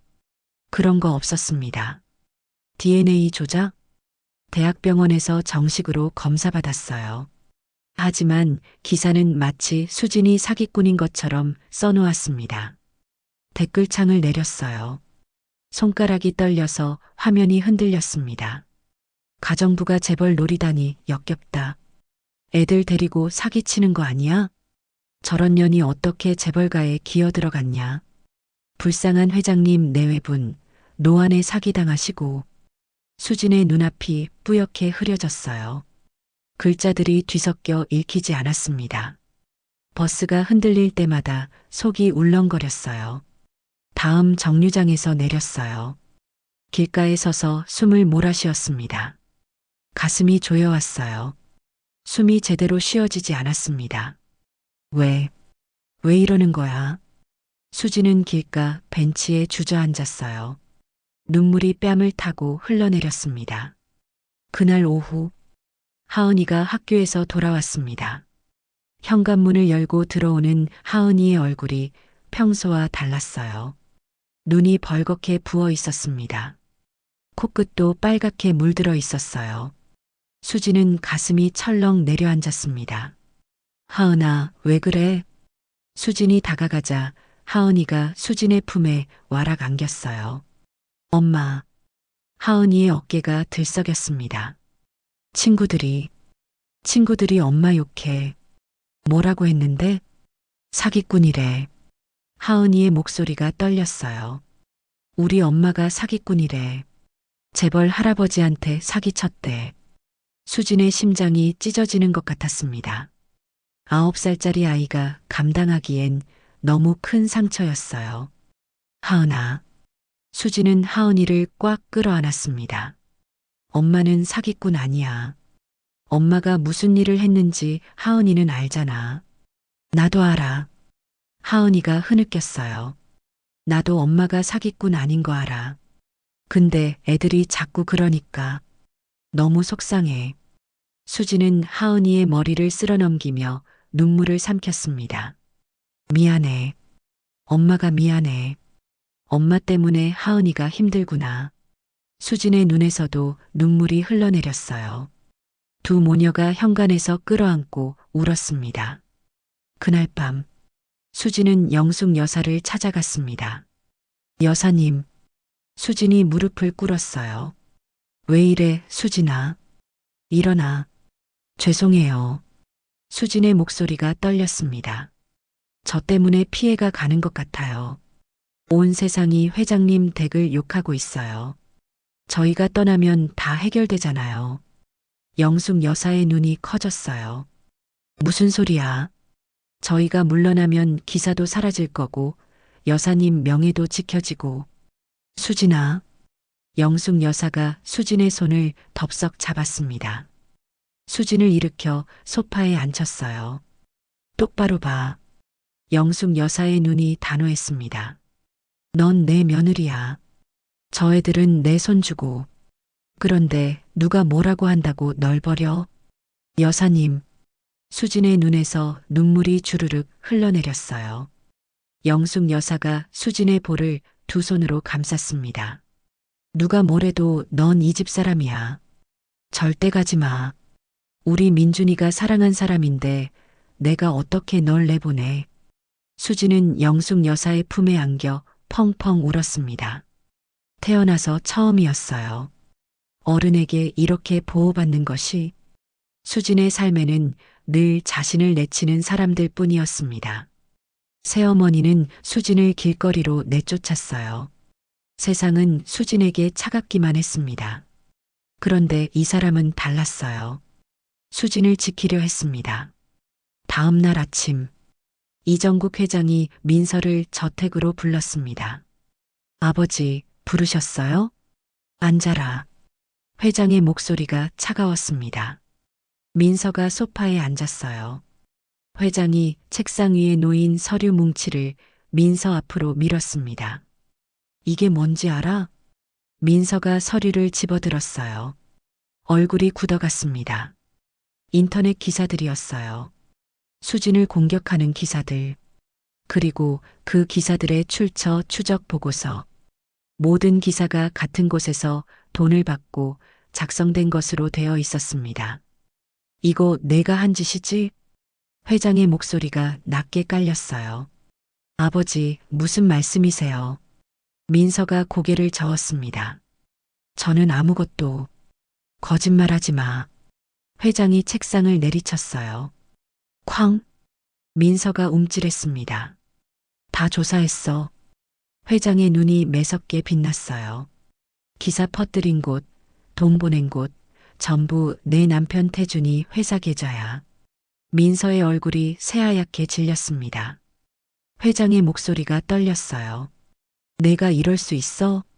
내 손주들을 이렇게 공격할 수 있냐고. 아버지, 내 회사 물려받으려고 조카들까지 내치려는 거냐? 회장이 자리에서 일어났습니다. 내 오빠가 33년 동안 어떻게 살았는지 알아? 가난하게, 힘들게 건설 현장에서 일하다 죽었어. 회장의 눈에 눈물이 맺혔어요. 그런데 그 아들이 남긴 손주들을 내가 사기꾼 취급해? 아버지, 민서가 소리쳤어요. 저도 아버지 딸이에요. 근데 갑자기 오빠 가족이 나타나서 다 뺏어가면 저는 뭐가 돼요? 저는요? 회장이 민서를 바라봤어요. 두 사람의 시선이 공중에서 부딪혔습니다. 그래서 이런 짓을 한 거야? 회장의 목소리가 낮아졌어요. 무고한 사람을 사기꾼으로 몰고 어린 손주들까지 욕먹게 하고. 민서는 대답하지 못했습니다. 고개를 숙였어요. 어깨가 들썩였습니다. 며칠 뒤 회장은 국내 최고 로펌에 의뢰했습니다. 내 며느리와 손주들 명예훼손한 자들 전부 고소해. 네, 회장님. 그리고 이 가짜 뉴스 배후 철저히 조사해. 증거 다 확보하고. 로펌의 조사가 시작됐어요. 파헤칠수록 더 큰 것이 나왔습니다. 민서의 남편 강태준, JK그룹 부사장으로 경영에 참여하면서 온갖 비리를 저지르고 있었어요. 회사 자금 횡령, 배임, 뇌물, 가짜 뉴스도 태준이 돈을 주고 퍼뜨린 것으로 밝혀졌습니다. 회장은 조사 결과를 보고 한참 동안 말이 없었어요. 이게 전부 사실이야? 네, 회장님. 증거 다 확보했습니다. 회장은 눈을 감았어요. 깊은 한숨이 새어나왔습니다. 내 딸 남편이 이런 짓을 하고 있었어. 그리고 내 딸이 그걸 알면서도 눈 감아줬고. 검찰 수사가 시작됐습니다. 태준은 구속됐어요. 뉴스에 대서특필됐습니다. JK그룹 부사장 강태준, 횡령 및 배임 혐의로 구속. 재벌가 사위의 추락, 수십억 원대 비리 드러나. 민서는 하루아침에 나락으로 떨어졌습니다. 남편이 구속되고 자신의 만행이 전부 드러나고 아버지의 신뢰를 잃었어요. 민서가 저택을 찾아왔습니다. 회장 앞에 무릎을 꿇었어요. 아버지, 살려주세요. 제가 잘못했어요. 제가 눈이 멀었어요. 욕심에 눈이 멀어서 해서는 안 될 짓을 했어요. 회장은 무릎 꿇은 딸을 내려다봤습니다. 내가 한 짓은 용서할 수 없다. 회장의 목소리가 무거웠습니다. 하지만 넌 내 딸이니까. 회장이 한숨을 쉬었어요. 경영에서는 손 떼라. 더 이상 회사 일에 관여하지 마. 내 아버지. 그리고 수진이한테 사과해. 진심으로. 민서가 고개를 끄덕였습니다. 눈물이 뚝뚝 떨어져 바닥에 얼룩을 만들었어요. 그날 오후 민서가 수진을 찾아왔습니다. 수진은 거실에서 아이들과 함께 있었어요. 민서가 들어오자 수진이 자리에서 일어났습니다. 민서가 수진 앞에 섰어요. 그리고 천천히 무릎을 꿇었습니다. 미안해요. 민서의 목소리가 떨렸어요. 내가 잘못했어요. 욕심에 눈이 멀었어요. 민서가 고개를 들어 수진을 바라봤습니다. 눈이 벌겋게 충혈되어 있었어요. 오빠 자식들이 나타나니까 내 자리가 없어질까봐 무서웠어요. 민서의 어깨가 들썩였습니다. 그래서 미친 짓을 했어요. 수진 씨 잘못도 없는데, 아이들 잘못도 없는데, 수진은 민서를 바라봤어요. 이 사람도 불쌍한 사람이구나. 부모님이 오빠를 그리워할 때마다 자신은 부족하다고 느꼈을 거예요. 그 외로움이 욕심이 되고, 욕심이 두려움이 되고, 두려움이 악행이 된 거예요. 수진은 민서의 팔을 잡아 일으켰습니다. 일어나세요. 수진 씨, 저도 이해해요. 수진이 민서의 손을 잡았어요. 갑자기 나타난 사람들한테 모든 걸 뺏길 것 같으면 누구든 무서웠을 거예요. 민서의 눈에서 눈물이 주르륵 흘러내렸습니다. 우리 앞으로 진짜 가족으로 지내요. 수진이 말했어요. 민준 씨가 하늘에서 보고 있을 거예요. 가족들이 싸우는 거 원하지 않을 거예요. 민서가 수진을 끌어안았습니다. 두 사람이 거실 한가운데서 끌어안고 울었어요. 한 달 뒤 수진과 아이들은 정식으로 이씨 가문에 편입됐습니다. 하은이와 시우는 JK그룹 창업주의 친손주로 인정받았어요. 수진은 고 이민준의 법적 배우자로서 재산 상속권을 얻었습니다. 하지만 수진에게 중요한 건 재산이 아니었어요. 아이들에게 할머니와 할아버지가 생겼다는 것. 아이들이 더 이상 아빠 없는 서름을 느끼지 않아도 된다는 것. 그게 수진에게는 세상 모든 재산보다 값진 것이었습니다. 어느 맑은 봄날, JK그룹 가족묘지, 민준의 유해가 이장됐습니다. 허름한 공동묘지에서 가족묘지로 이제야 제자리를 찾은 거예요. 비석에는 새로운 이름이 새겨졌습니다. 이민준, 김민준이 아닌 이민준. 본래의 이름을 되찾은 거예요. 회장이 비석 앞에 섰습니다. 무릎이 꺾이며 풀밭 위에 주저앉았어요. 민준아. 회장의 목소리가 갈라졌습니다. 이제야 집에 왔구나. 회장의 어깨가 들썩였어요. 아버지가 미안하다. 더 열심히 찾았어야 하는데, 더 빨리 찾았어야 하는데, 영숙 여사도 비석 앞에 무릎을 꿇었습니다. 아들아. 영숙 여사의 울음이 터져 나왔어요. 엄마가 미안해. 찾아주지 못해서 미안해.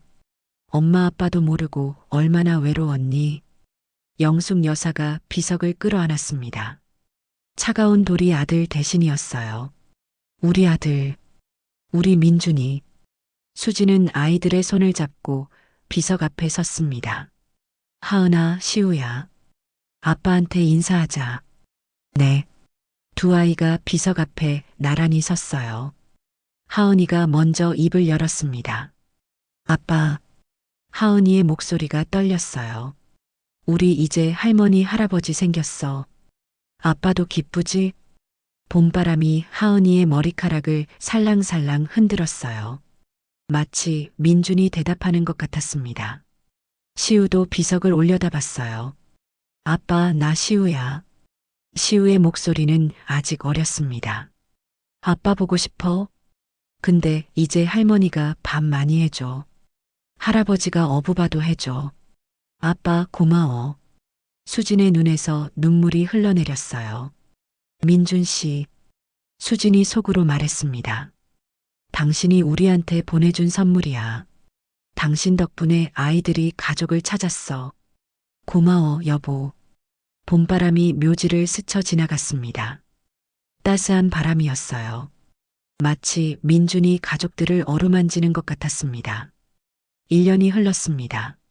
추석 명절, JK그룹 대저택 대식당. 커다란 식탁 위에 음식이 푸짐하게 차려져 있었어요. 전, 잡채, 갈비찜, 나물, 송편. 명절 음식 냄새가 식당 안가득 퍼졌습니다. 식탁에는 가족들이 둘러앉아 있었어요. 이정국 회장과 영숙 여사, 수진과 하은이, 시우, 그리고 민서와 그녀의 아이들.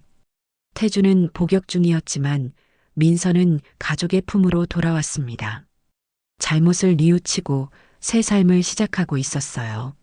자, 다들 많이 먹어. 영숙 여사가 아이들 앞에 음식을 떠다 주었어요. 우리 손주들 할머니가 맛있는 거 많이 해줄게. 할머니, 이거 맛있어.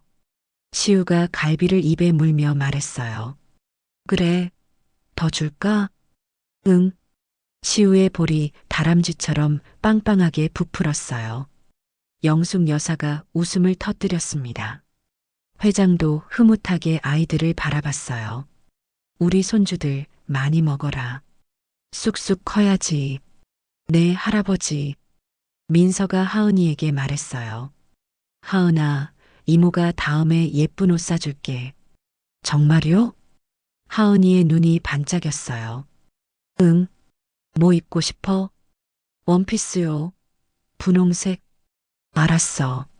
이모가 제일 예쁜 거 사줄게. 하은이가 환하게 웃었습니다. 수지는 그 모습을 바라봤어요. 눈가가 촉촉해졌습니다. 1년 전만 해도 상상할 수 없었던 광경이었어요. 반지하 방에서 라면 끓여 먹던 새 식구. 이제는 이렇게 큰 식탁에서 가족들과 함께 밥을 먹고 있었습니다. 수진아. 영숙 여사가 수진을 불렀어요. 네, 어머님. 너도 많이 먹어. 얼굴이 야윈 것 같아.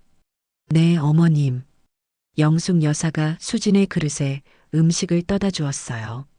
며느리 그릇이 고기로 수북해졌습니다. 수진의 눈에 눈물이 맺혔어요. 시어머니가 며느리에게 음식을 떠다 주는 것. 그게 이렇게 따뜻한 일인 줄 몰랐습니다. 수진의 삶에는 따뜻한 가족이 없었어요. 어머니는 7살에 돌아가셨고, 새어머니는 지옥을 안겨줬고, 그런데 이제 진짜 가족이 생겼습니다. 식탁 위로 웃음소리가 퍼져나갔어요. 아이들의 제잘거리는 소리, 어른들의 너털 웃음, 그 소리들이 식당 안을 가득 채웠습니다. 수지는 창밖을 바라봤어요. 가을 햇살이 따스하게 쏟아지고 있었습니다. 민준 씨, 보고 있어요? 우리 이렇게 행복해요. 지금까지 우리네 사는 이야기를 들어주셔서 감사합니다. 이 아름다운 가족에게 하고 싶은 이야기가 있거나 응원하고 싶다면 댓글로 달아주세요. 그럼 오늘도 건강한 하루 되시고 다음에도 좋은 이야기로 찾아오겠습니다.